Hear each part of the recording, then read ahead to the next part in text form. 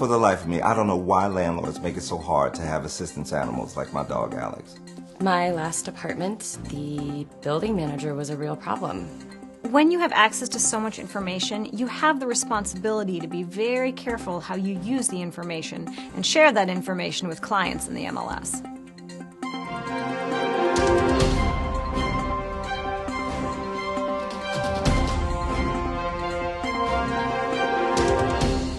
Hello, I'm Sandra Ortiz. Welcome to this edition of Housing Point. Today, we'll be discussing the Fair Housing Act in honor of its 50th anniversary in 2018. President Lyndon B. Johnson signed the Fair Housing Act on April 11, 1968, just days after Martin Luther King Jr. was assassinated. Dr. King was the country's most notable proponent of fair housing, marching in the streets of Chicago in 1966 to end the years of housing discrimination experienced in communities across the country.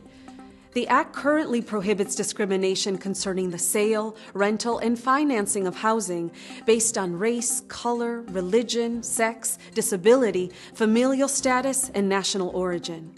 In honor of the 50-year milestone, we'll address ways that the Fair Housing Act protects real estate professionals and your customers, and to help you navigate your responsibilities under the Act. We'll also look at how the Fair Housing Act addresses harassment and retaliation in the housing context. Finally, we'll review the best practices for criminal background checks of housing applicants. Our first story profiles a veteran who has an emotional disability and wants his assistance animal to live with him. Many landlords still aren't familiar with the Fair Housing Act's requirement that housing providers accommodate tenants who require assistance animals. Horace Miller reports from Chicago. Philip, a Marine veteran, is joining me today along with his assistance animal, Alex. Philip and Alex have been a team for 6 years. After serving tours in Iraq and Afghanistan, Philip was wounded and developed post-traumatic stress. Now Alex helps him get through some very difficult days and nights. Alex is a part of me. I really can't imagine life without him. Somehow, he always knows when I'm having a bad time. Like last night, he woke me up so I didn't start having a nightmare. And before Alex, I would wake up thinking I was in the middle of a firefight. Not anymore. He's the one thing that keeps me calm. And your doctor suggested you benefit from an assistance animal like Alex? Correct. My VA doctors have eliminated most of the medications I used to take since I started using an assistance animal. One of my doctors even said, "My dog is the best medicine for me." But try telling that to some of these landlords. Landlords and building management need to be aware of the law. They are required to accommodate people with physical or mental disabilities and permit them to have an assistance animal, even when a building has a no pets rule. If a tenant with a disability makes a request for an exception to the rule, building management must accommodate them.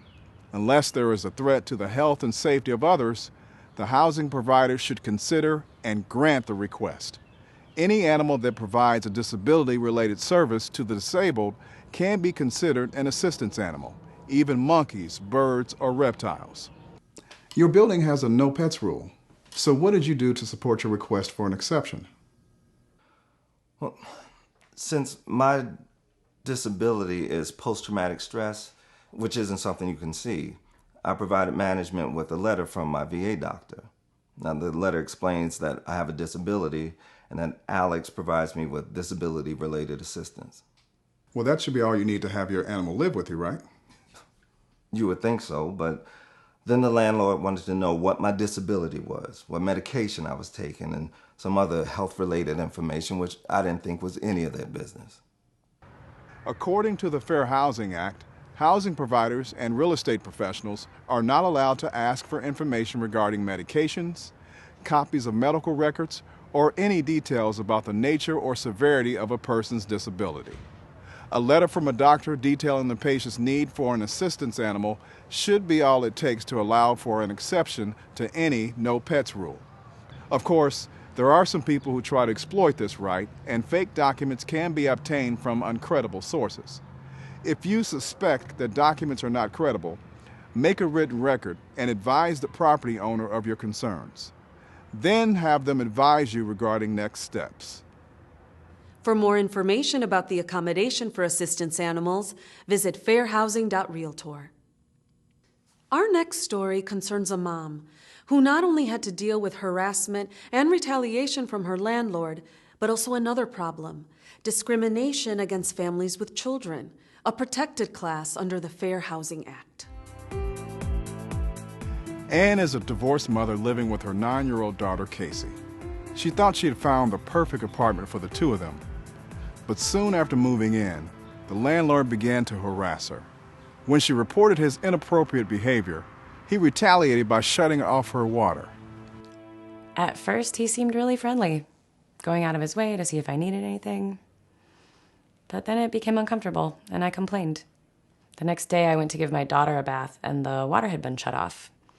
And when I called my landlord about the problem, he wouldn't return my calls. Under the Fair Housing Act, just a single incident of harassment, such as a demand for sexual favors, may be enough evidence to constitute a hostile living environment. The Fair Housing Act also prohibits retaliation against anyone who reports a discriminatory housing practice. Now Anne wants to find a different one-bedroom apartment for herself and her daughter, but she's running into something else: landlords who don't want to rent to her because she has a child living with her. First, I had to deal with management companies that don't want to rent to families who have kids. Is it against the law for them to even ask if you have children? Well, they have ways of finding out. Social media, for instance. And usually they'll ask the ages of everyone in the family on those applications that you have to fill out. Or they will ask you, "So how old are your kids?" out of the blue, and then before you know it, you're answering without even thinking. And then suddenly they don't have any apartments available to rent right now, or ever. So that's why I only give our names. And sometimes landlords will actually say in their ads that they're renting to adults only, or they will imply that they don't want kids. Familial status is a protected class under the Fair Housing Act, making it unlawful for housing providers to deny housing outright because a family has children living with them under the age of 18. These same protections apply to families who are expecting or adopting children. Additionally, housing providers may not restrict families with children to live in certain areas of the building complex, or refuse to let them use certain facilities. There are exceptions, including certain types of housing designed just for people 55 years or older. But for the majority of people looking for a place to live, the ages of their family members should have no bearing on their ability to find a home. My family's just my daughter and me, so I want to rent a one-bedroom because I'm on a limited budget. Even though there are buildings that allow kids, I was told that I have to rent a two-bedroom because there are two people in my family. But I'm sure they must allow people who are roommates get a one-bedroom. And what about people who are married? Exactly what my broker said. Amazing how easy it was to get a one-bedroom when she brought that up and made it clear that we knew the law. To learn more about the Fair Housing Act's protections against harassment, retaliation, and discrimination against families with children, visit fairhousing.realtor. Our final fair housing story is about big data and its link to steering. I don't have to tell you, big data is everywhere. It's in your pocket, it's in your wallet, your house, your car, and of course, on social media. Big data helps you offer enhanced service to your prospects, but it can also lead to accusations of steering. Horace Miller reports from San Jose, California.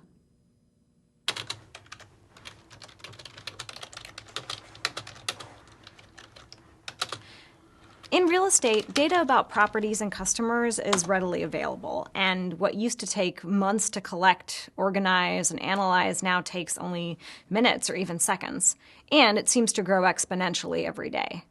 There are even a number of services that aggregate all the data for a property to make it useful for a single housing transaction. So what kind of information is available to you? Well, before you even meet or speak to a client, you can learn their race, color, country of origin, disability, sexual orientation, familial status, and religion without much searching. But that same information can also be used to discriminate. Interesting. How so? Well, with so much data available about a prospect, you have to be extra careful not to use that information in a discriminatory manner. You also have to be very careful to avoid steering. So, steering is when a real estate professional guides a prospect to or away from a particular community or a type of housing based on their race, ethnicity, or another protected class.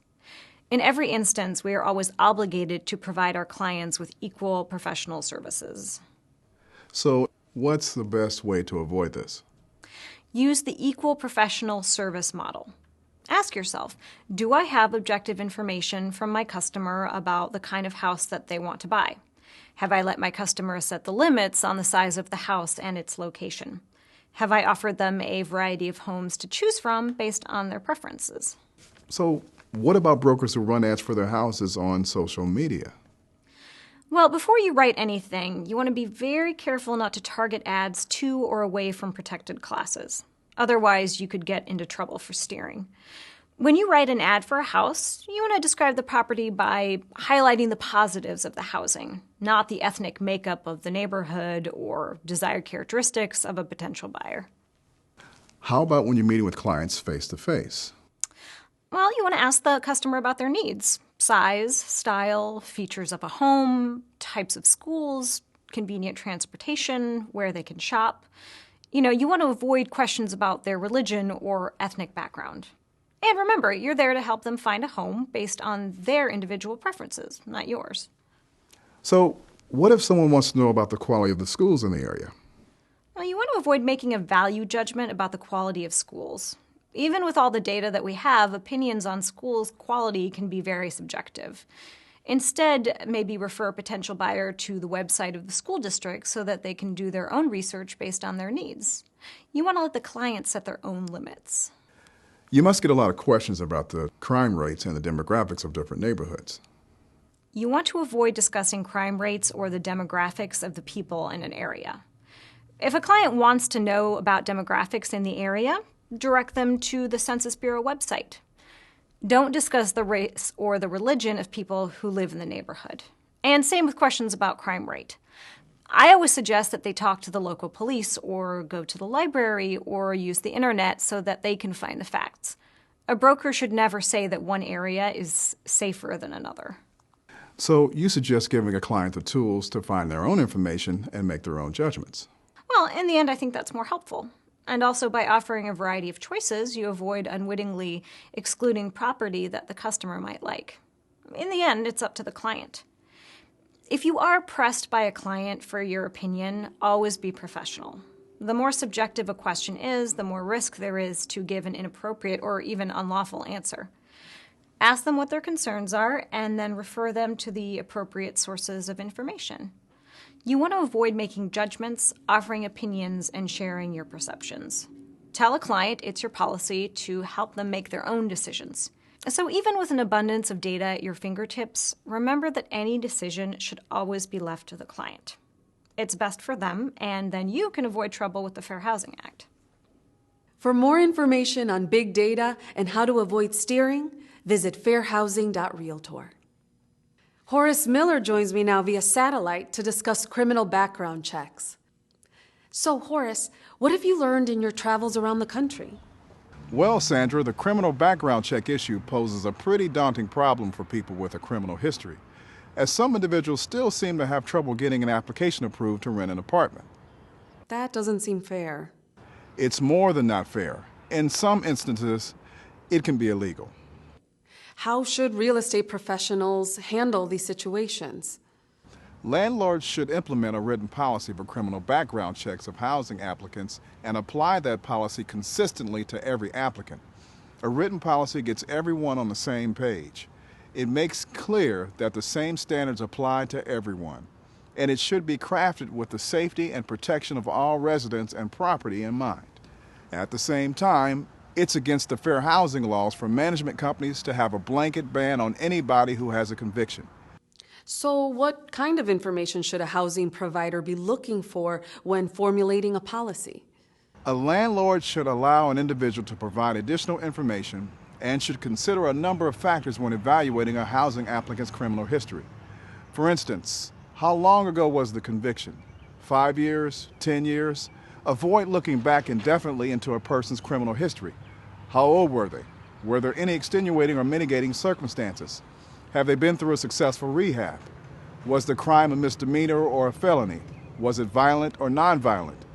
And a housing provider should never consider arrests as part of the applicant's criminal history. To sum up, real estate professionals and management companies have to weigh the protection of the residents and property as they evaluate someone with a past conviction. A good policy helps those who have paid their debt to society find a place to live. Thanks for the excellent report, Horace. Thank you. For more information about criminal background checks, visit fairhousing.realtor. The National Association of Realtors has set an exemplary standard for equality in housing, which its members are obligated to uphold. In fact, NAR's Code of Ethics goes beyond the federal fair housing law and some state laws by prohibiting discrimination by its members based on sexual orientation or gender identity. And realtors do not take their responsibility lightly. Even when a state law does not prohibit discrimination against a client that is a member of the LGBT community, a broker's participation in such discrimination would run against their ethical obligations under NAR's Code of Ethics. As a leading advocate for fair housing, the National Association of Realtors has taken a clear stance that everyone deserves the equal right to purchase or reside in the home of their choice without regard to sexual orientation or gender identity. Each of NAR's 1.2 million members have made a commitment to upholding this ideal. 2018 marks the first 50 years of this groundbreaking legislation, which gave everyone the right to be in the housing of their choice. We leave the next 50 years in your capable hands.